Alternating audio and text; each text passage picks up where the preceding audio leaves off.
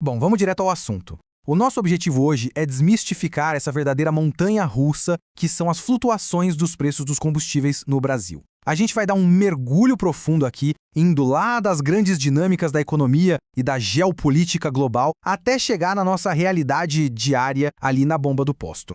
E claro, sempre nos baseando estritamente em dados oficiais. Para organizar essa análise, a gente vai seguir um roteiro bem direto. Passo 1. O peso dos combustíveis. 2. A anatomia do preço. 3. A era do PPI. 4. Choques e consequências. 5. O fim do PPI. E para fechar, as novas regras para 2025. Então, começando pela parte 1, o peso dos combustíveis e o impacto real disso no Brasil. E isso já nos leva a uma pergunta super importante. Até que ponto os derivados de petróleo realmente ditam o ritmo de absolutamente toda a economia brasileira? É muito comum a gente pensar só naquele custo na hora de abastecer um carro de passeio, não é? Mas a teia de dependência é infinitamente maior do que isso. Para ter uma ideia, olha esse número de um relatório da CNT, a Confederação Nacional do Transporte. Combustíveis e lubrificantes chegam a representar impressionantes 47% de todo o consumo intermediário no transporte rodoviário de passageiros. Ou seja, quase metade de todo o esforço financeiro e material para manter uma frota de ônibus rodando vem do diesel e dos seus derivados. E no transporte de cargas, que move o país, essa fatia bate ali na porta dos 27%. A matemática acaba sendo bem simples, na verdade. Qualquer oscilação mínima lá no refino afeta toda a operação rodoviária e encarece, na mesma hora, as cadeias de suprimentos. E isso nos puxa para a parte 2, a anatomia do preço. Como esses valores são formados. Quando a gente observa os blocos de custo que constrói aquele valor final na bomba, salta aos olhos um fator dominante. Em média, mais da metade do valor de revenda é o chamado preço do produtor. Esse é o custo puro, determinado lá na saída da refinaria antes de qualquer outra coisa ser adicionada. O resto desse quebra-cabeça envolve os custos da mistura obrigatória de biodiesel, os tributos estaduais e federais e, claro, lá no topo, as margens de transporte, distribuição e revenda. Fica bem claro que, se mais de 50% do custo vem das refinarias, é exatamente dali que surge a principal fonte de volatilidade de todo o sistema. E é aí que entramos na parte 3, a era do PPI, ou seja, a paridade internacional. O PPI, que significa Preço de Paridade de Importação, foi uma diretriz de preços implementada lá em outubro de 2016, e os documentos definem isso de forma bem clara. É o atrelamento direto do valor dos combustíveis no mercado interno ao preço de aquisição do produto lá fora, no mercado internacional. Isso somado aos custos logísticos de navios e portos e ainda multiplicado pela taxa de câmbio. Na prática, a gestão da época adotou esse método mais rigoroso para romper com práticas anteriores que congelavam artificialmente os preços e acabavam impondo déficits bilionários para a estatal responsável pelo refino.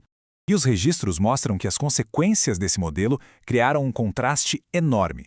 Por um lado, analistas apontam o PPI como o grande motor da reestruturação financeira da petroleira. Eles reverteram perdas sequenciais e, em 2022, alcançaram o maior lucro de toda a história da empresa, um recorde absoluto de 188 bilhões de reais. Só que a contrapartida inerente a essa paridade foi que o consumidor doméstico e as cadeias produtivas perderam a blindagem. A economia interna ficou inteiramente exposta às variações globais do barril de petróleo e também à valorização do dólar. O que nos leva à parte 4, choques e consequências das turbulências globais. Atrelar o preço interno ao mercado global desencadeou sobressaltos bem rápidos. Em 2016, a política implementada. Em meados de 2018, impulsionada por instabilidades geopolíticas e o dólar subindo rápido, a alta dos preços motivou aquela greve histórica dos caminhoneiros, parou rodovias pelo país afora e cortou 1,2% do PIB nacional num espaço de tempo curtíssimo. E logo depois, o mundo inteiro mergulhou naquela retração impensável que foi a pandemia de 2020. O tamanho do colapso da demanda global foi um negócio sem precedentes. Com o mundo subitamente em isolamento, o espaço para armazenar derivados de petróleo simplesmente lotou nos portos americanos. Ali por abril de 2020, aconteceu uma coisa surreal. O óleo bruto do tipo WTI chegou a bater $36,98 negativos. É isso mesmo, negativos.